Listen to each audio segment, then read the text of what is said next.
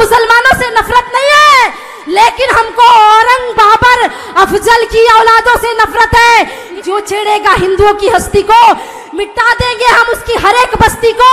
रहना है तो रहीम रसखान बन के रहना, औरंगजेब बाबर बने तो खाक में मिला देंगे तुम्हारी हर एक हस्ती को। 13 वर्ष की उम्र में मैंने एक कविता बोली थी, कश्मीर तो होगा पाकिस्तान नहीं होगा। आज उसी को मॉडिफाइड करके पूज्य महाराज श्री की आवाज से आवाज मिला के एक लाइन कहती हूँ कि आज संतों का ये आवाहन है कि हिंदुओं की छाती पर बैठकर अब हिंदुओं पर अत्याचार नहीं होगा।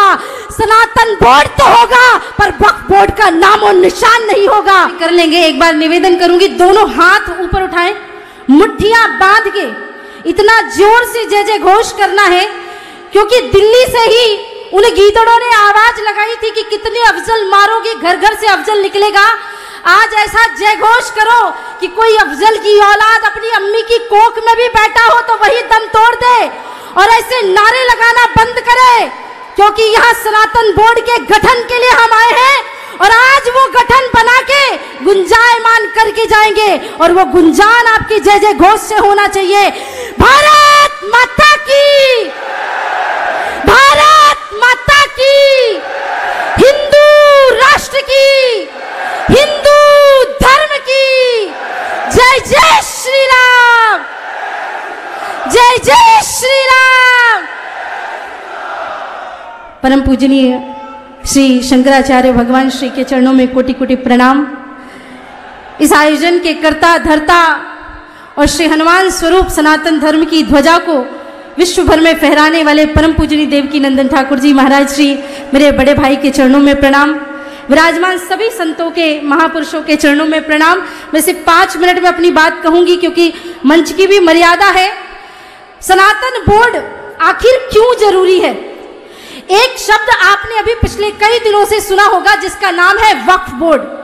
वक्फ बोर्ड एक ऐसा बोर्ड है जिसका भारत की भूमि से कोई लेना देना नहीं था, क्योंकि बंटवारे के बाद जब धर्म के नाम पे बंटवारा हुआ तो मुसलमान कहाँ जाए? पाकिस्तान। हिंदू कहाँ रहे? हिंदुस्तान में। लेकिन हुआ क्या? वहां से हिंदुओं को कत्लेआम करके भगा दिया गया, या तो मार डाला गया, या तो धर्म परिवर्तित करा दिया गया, या तो उनका नामो निशान मिटा दिया गया। और उसके बाद जो वहां के हिंदुओं की जमीनें थी वो किसके पास चली गई? मुस्लिम पाकिस्तान वक्फ बोर्ड के पास। और हिंदुस्तान में, भारत की भूमि में जो हिंदुओं की भूमि थी और इनके मुस्लिमों की भूमि थी वो भी वक्फ बोर्ड को चली गई। इसके बाद भी ऐसी ऐसी जगहों पे ये अपना दावा करते हैं, कभी तो कहते अंबानी का घर वक्फ बोर्ड की जमीन पे बना है, कभी तो कहते फला फला रेलवे स्टेशन वक्फ बोर्ड की जमीन पे बना है। पढ़े लिखे लोग तो जानते हैं कि ट्रिब्यूनल कोर्ट में जाना है, लेकिन जो गांव का गरीब आदमी जिसके 10-10, 5-5 एकड़ ये वक्फ बोर्ड हरण कर लेता है, उसको तो डिस्ट्रिक्ट कोर्ट भी नहीं पता, हाई कोर्ट भी नहीं पता, वो क्या जानेगा ट्रिब्यूनल कोर्ट में। और जिस ट्रिब्यूनल कोर्ट में इन्हीं के लोग बैठे हुए हैं वहां हमारे पक्ष में फैसला कैसे आएगा?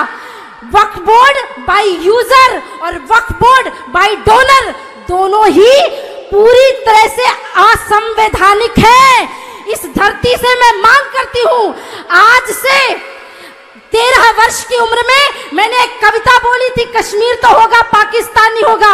आज उसी को मॉडिफाइड करके पूज्य महाराज श्री की आवाज से आवाज मिला के एक लाइन कहती हूं कि आज संतों का ये आवाहन है कि हिंदुओं की छाती पर बैठकर अब हिंदुओं पर अत्याचार नहीं होगा। सनातन बोर्ड तो होगा पर वक्फ बोर्ड का नामो निशान नहीं होगा। आखिरी में 2 लाइन की एक कहानी सुना रही हूं, कान खोल के सुन लो। एक जंगल में आग लग गई, जंगल में आग लगी तो जंगल के जानवर वहां से भागने लगे, सारे जंगल छोड़ के जा रहे थे। एक टिटहरी रोने लगी, अपनी चोंच से जल लेकर जंगल में डालती, फिर झरने में जाती, फिर चोंच से जल लेकर डालती। कौओं का एक झुंड उड़ के जा रहा था और कहने लगा, अरे टिटहरी, तेरी जरा सी चोंच के जल से जंगल की आग नहीं बुझने वाली। टिटहरी ने कहा, मैं ये जानती हूँ, मेरे जरा से चोंच के जल से जंगल की आग नहीं बुझने वाली, पर जब भी जंगल का इतिहास लिखा जाएगा मेरा नाम आग बुझाने वालों में और तेरा तमाशा देखने वालों में आएगा। जब परम पूजनीय देवकी नंदन ठाकुर जी महाराज श्री ने अमेरिका में रह करके दिन रात जाग करके सनातन बोर्ड के गठन के लिए, धर्म संसद के आयोजन के लिए जगह जगह गुंजान किया था। तो उनको भी लोग कहते थे, अरे महाराज जी क्या समय वेस्ट करते हो, आपके इतने लाखों करोड़ों फॉलोवर है, आप तो राधे राधे गाओ, कथा सुनाओ। और आपके बोलने से सनातन बोर्ड थोड़ी गठित होगा, एक व्यक्ति के करने से। अगर पूज्य महाराज श्री ने भी सोच लिया होता कि मैं भी अपने यजमानों के यहाँ मजे कर रहा हूँ, क्या लेना देना मुझे, ये बात तो वही बात हो गई ना महाराज कि उनका जो नाम है वो इतिहास में आग बुझाने वालों में दर्ज होगा। और वो आज उसके आप हमें गलत पढ़ाया कि हमारे कथावाचक शांति का भाषण देते थे, नहीं, हमारे संत महात्मा तो वो महात्मा थे, दधीच ऋषि जैसे संत हुए, समय आने पे हड्डियों का दान कर देते थे। यहाँ तो एक हाथ में माला और दूसरे हाथ में भाले की परंपरा है। जाने से पहले बस इतना ही कहूंगी, सनातन बोर्ड बनेगा, बन के रहेगा। किसी माई के लाल में हिम्मत नहीं हम संतों को रोक सके, लेकिन समय रहते हो जाए तो बहुत अच्छा, समय रहते हो जाए तो बहुत अच्छा, वरना साम दाम दंड भेद की नीति किसी ने सिखाई है तो हिंदुओं ने सिखाई है। अभी हम माला लेके जयघोष कर रहे हैं, अगर भाला लेकर के दिल्ली की सड़क तो ये संत कोई पीछे नहीं हटेंगे। मैं तो अबोध सी छोटी सी उनकी बेटी हूँ, बहन हूँ, वचन देती हूँ, पहली पंक्ति में आप सभी के साथ सम्मिलित होकर के देश धर्म के लिए आगे बढ़ूंगी और एक लाइन बोल करके अपनी वाणी को विश्राम करूंगी कि जो छेड़ेगा हिंदुओं की हस्ती को अब मिटा देंगे हम उसकी हर एक बस्ती को। किसी ने कहा आपको मुसलमानों से नफरत है क्या, ईसाइयों से नफरत? मैंने कहा नहीं, जिन्होंने सनातन बोर्ड का आह्वान किया वो देवकी नंदन जी तो खुद रहीम रस खान के दोहे गाते हैं, गुलाब सखी को प्रणाम करते हैं। हमको मुसलमानों से नफरत नहीं है, लेकिन हमको औरंग बाबर अफजल की औलादों से नफरत है। इसलिए इस मंच से आह्वान है कि जो छेड़ेगा हिंदुओं की हस्ती को मिटा देंगे हम उसकी हर एक बस्ती को। रहना है तो रहीम रस खान बन के रहना, औरंगजेब बाबर बने तो खाक में मिला देंगे तुम्हारी हर एक हस्ती को।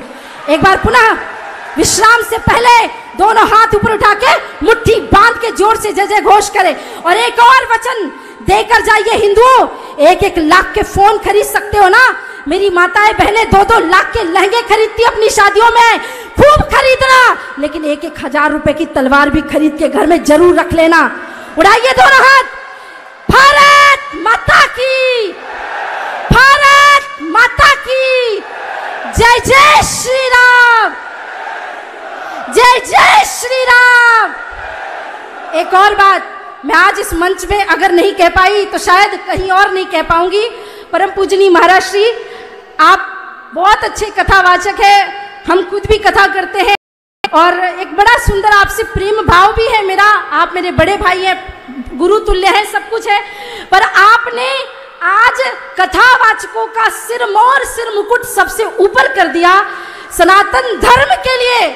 मैंने ऐसे बहुत से कथावाचक, क्षमा करिएगा, पूज्य शंकराचार्य भगवान बैठे पर क्षमा करिएगा हाथ जोड़ के, नहीं, सब लोग यही कहते हैं हमेशा से कि क्या लेना देना हमें धर्म से, लेकिन पहली बार कोई संत कथावाचक यहाँ से खड़े हुए हैं। मैं साष्टांग आपको प्रणाम करती हूँ और बहुत